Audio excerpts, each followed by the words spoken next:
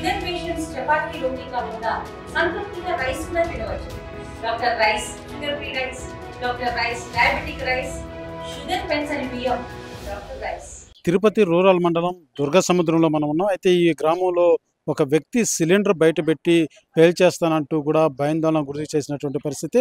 ఈ వ్యవహారం ఏదైతే ఉందో ఒకసారి మనం పూర్తి స్థాయిలో తెలుసుకునేటువంటి ప్రయత్నం చేద్దాం. మనం చూస్తున్నటువంటి ఈమె త్రిష, ఈమె భర్త అసలు వీరి ఇద్దరి మధ్య కుటుంబ వ్యవహారం గొడవగా తెలుస్తుంది. అసలు ఏం జరిగిందమ్మా? సార్ మా డాడీకి అయితే యాక్సిడెంట్ అయింది సార్, మార్చి 26వ తేదీ. మాకైతే చిన్న పిల్లలు సార్, 5 మంది. మా అమ్మకి, నేను పెన్మూరు దగ్గర గొడుగుమానపల్లి అనే గ్రామంలో ఉంటాను. నా తండ్రి పేరు వెంకటేష్, మా అమ్మ పేరు శారద, తనకి 5 మంది. నేను నేను ఇంట్లో ఉన్నాను సార్. నేను వాళ్ళ ఇంట్లో వద్దనేసి నన్ను బయటకు గంటేస్తున్నారు, బీగాలు వేసుకొని కూర్చున్నారు. పోలీసు వాళ్ళు కంప్లైంట్ ఇచ్చి పోలీసు వాళ్ళ తరఫున నేను ఇంట్లో ఉన్నాను సార్. 2 నెలలుగా ఇంట్లో ఉంటే వాళ్ళు ఏమని పట్టించుకోవాలా. ఇప్పుడు శనివారం నుంచి వస్తా ఉండారు, వచ్చేది కొట్టేది, రేయి పూట వస్తారు, తెల్లారికంతా పూడుస్తారు. నాకైతే రక్షణ లేదు. నా మరిది కూడా నా మీద హెరాస్మెంట్ చేస్తాడు, నా మీద బలాత్కారం చేసేదానికి ప్రయత్నం చేస్తాడు. నన్ను వరకట్న కింద వేధిస్తూ ఉంటారు. ఇప్పుడు 2వ పెళ్లి చేసేదానికి మా అత్త ప్రయత్నం చేస్తూ ఉంది. అందువల్ల నన్ను ఇంట్లో నుంచి పంపించేదానికి అంతా బయట నుండే నడిపిస్తూ ఉంది. ఈ రోజు కూడా వచ్చి తెల్లారి మా ఇంట్లో ఎందుకుంటావే నువ్వు, గ్యాస్ ఎందుకు తీసాడు? గ్యాస్ బయట పెట్టి ఏం చేశాడు? అందరినీ చంపేస్తాడంట. మా ఇంటి మధ్యస్థానికి వస్తే చంపేస్తాము, మేము చెప్పుకుంటే ఏమని ఈ ఊరినే ఉండనివ్వను అనేసి గ్యాస్ తెచ్చి సిలిండర్ తెచ్చి ఆడబెట్టి దాన్ని ప్రయత్నం చేస్తున్నారు. అప్పుడు ఇక్కడ పక్కన వాళ్ళు వచ్చి దాన్ని ఇచ్చేస్తున్నారు. ఇప్పుడు మాకు న్యాయం జరగల, వాళ్ళు రారు, పోలీసు స్విచ్ ఆఫ్ చేసుకుంటారు. వాళ్ళు మాకు ఏం న్యాయం జరుగుతా ఉంది? వాళ్ళంతా బయట నుంచి వాళ్ళంతా నడుపుతా ఉంటే మేము ఇప్పుడు మాకు ఇల్లు, మా ఇంటికాడ ఏం రక్షణ ఉంది సార్? నేను ఒక్కటి ఉంటాను, ఆమె వస్తే, మా అమ్మ వస్తే కూడా ఎందుకు వచ్చేది, ఆమెకి ఏం హక్కు ఉంది అంటారు. బయట నుంచి నన్ను గమనించుకుంటా చూసుకుంటా ఉంది. ఇంటికి వచ్చి కొడతా ఉంటే నేను ఎక్కడ ఉండాలి? నేను ఇప్పుడు మా పాపను ఎత్తుకొని కూర్చున్నాడు. నా పాపను ఎందుకు ఎత్తుకొని పోయినాడు? నా దగ్గర ఉండింది సార్. నాకు నా భర్త కావాలి. పోలీసు వాళ్ళు నేను కోరుతా ఉండేది ఏమి, నాకు ఇల్లు కావాలి. మేము వేసిన సొత్తు 20 సవరాల బంగారము, 2 లక్షల డబ్బులు, నాకు ఇల్లు చూపించి, మా బాబు ఉండాడు, తనకి ఇల్లు చూపించి నన్ను పెట్టేసుకోండి సార్.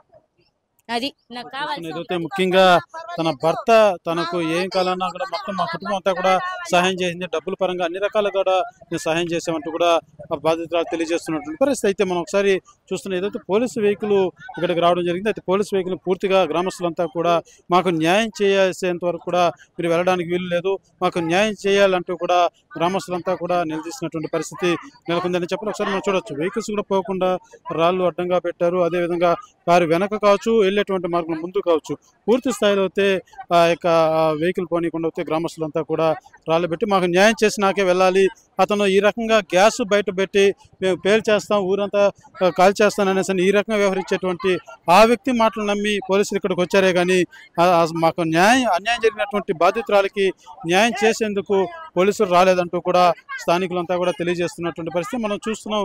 ఈ యొక్క ఇంటి వద్ద అటువంటి వ్యక్తి ఆ సిలిండర్ బయట పెట్టి నేను పేల్చేస్తానంటూ కూడా తెలియజేస్తున్నటువంటి పరిస్థితి. ఈ నేపథ్యంలోనే పోలీసులకు వీళ్ళు సమాచారం ఇవ్వడం జరిగింది. పోలీసులు వచ్చి ఎవరైతే అతను వెంకటేష్ చెప్పిన మాటల మీద వచ్చారే కానీ మాకు న్యాయం చేసేందుకు రాలేదంటూ కూడా వీరంతా కూడా ఆగ్రహం వ్యక్తం చేస్తూ వచ్చినటువంటి పోలీసులు మాకు న్యాయం చేసేంత వరకు కూడా మేము ఎక్కడి నుంచి కదిలించేది లేదంటూ కూడా గ్రామస్తులంతా తెలియజేస్తున్నటువంటి పరిస్థితి మాత్రం నెలకొందని చెప్పాలి. ఏం జరిగింది? ఆ పాప మొగుడు కావాలంటే మొగుడు దగ్గర వదలమండి. మొగుడు వద్దు అనుకున్నాడు. ఆ పిల్ల సొత్తు, ఆ పిల్లకాయలకి ఏమన్నా రాసి ఇచ్చేసి ఎత్తుకుని కూడా పంపించేయమని సార్. వద్దు, ఆ మొగుడే వద్దు ఆ పిల్లకి. ఇప్పుడు 6 నెలల నుంచి ఆ బిడ్డ అట్టే అవస్థ పడతా ఉండదు. వద్దు, వాళ్ళు ఏం వేసినారు ఇచ్చామని చెప్పు. ఆ 2 పిల్లకాయలకి ఏమి ఇస్తారు ఇచ్చామనేసి తీసుకొని వాళ్ళ ఇంటికి వాళ్ళు కూడా పోలీసులు వస్తే మీరు అడ్డుకున్నారని చెప్తున్నారు. పోలీసులు ఏం అడ్డుకోలేదు, ఎవరు పోలీసు వాళ్ళు మేము అడ్డుకోలేదు, ఏ పోలీసు వాళ్ళు మేము మాట్లాడలేదు. వాళ్ళు వచ్చి ఏమంటే అది మాట్లాడుతూ ఉన్నారు, వాళ్ళు మాట్లాడుతున్నారు, మేము మాట్లాడలేదు. ఈదిలో ఉండే వాళ్ళని చెప్తామని సిలిండర్ లో బ్లాక్ చేసేది ఇదంతా వాళ్ళు చేస్తున్నారు, మేము చేయలేదు. వాళ్ళే ఎట్టంటే అటు కొట్టినారు. ఆ సిలిండర్ వీడియో కూడా ఉంది, చూపించండి సార్. రాత్రికే ట్యాంకర్ తెచ్చి చంపుతానన్నాడు. ట్యాంకర్ తెచ్చి చంపుతాను నేను ఈదినే, ఒక మనిషిని కూడా వద్దాం ట్యాంకులు విషయం కలుపుతానన్నాడు. ఏం చేస్తాడో చేయమని చెప్పండి సార్ మీరు. ఇది ఏమవుతుందో ఏం చేయాలనుకున్నారు వాళ్ళు. వాళ్ళ ఇల్లు ఉండాలా అసలు వాళ్ళు ఈద్కే రాకూడదు, వాళ్ళ ఈద్కే రాకూడదు. ఊరి మీద కంప్లీట్ ఇస్తాం సార్. మాకు ట్యాంకుల నీళ్ళల్లో కానీ ఏదైనా కలిపి పిల్లకాయలకి ఎరుగని జ్వరాలు వస్తా కూడా మేమందరూ ఊరంతా వచ్చి కంప్లీట్ ఇస్తాం వాళ్ళ ఇంటి పైన.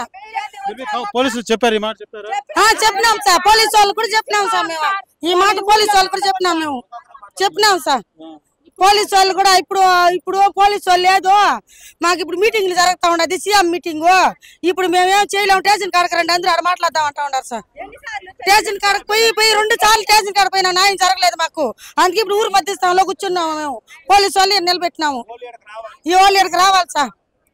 పూర్తి స్థాయిలో ఎవరైతే ఆ వెంకటేష్ అనే వ్యక్తి ఆ ట్యాంకులో విషయం కలిపేస్తాను, ఊరిని మొత్తం కూడా నేను చంపేస్తాను నాకని మురళి అనేటువంటి వ్యక్తి ఎవరైతే బాధితుల పేరు మురళి అనిగా తెలుస్తుంది. మురళి అనే వ్యక్తి ఈ రకంగా బెదిరిస్తున్నాడు, మేము ఎలా బతకాలి, భయంలో మేము బతకాల్సిన పరిస్థితి నెలకొంది. అదే రకంగా మా పిల్లలకు ఎవరికైనా ఏదైనా జరిగితే మాత్రం దీనికి బాధ్యత పోలీసులు వహించాలంటూ కూడా వీళ్ళంతా తెలియజేస్తున్నటువంటి పరిస్థితి. అయితే పోలీసులకు తెలియజేసినా కూడా వారు పట్టించుకోవడం లేదు. ఎన్నిసార్లైనా స్టేషన్ తిప్పుకొని మమ్మల్ని పంపించేస్తున్నారు తప్ప మాకు న్యాయం చేయడం లేదంటూ కూడా ఈ యొక్క గ్రామస్తులంతా కూడా ఆవేదన వ్యక్తం చేస్తున్నటువంటి పరిస్థితి. కెమెరా పర్సన్ కోటితో సురేష్, RTV, దుర్గసముద్రం.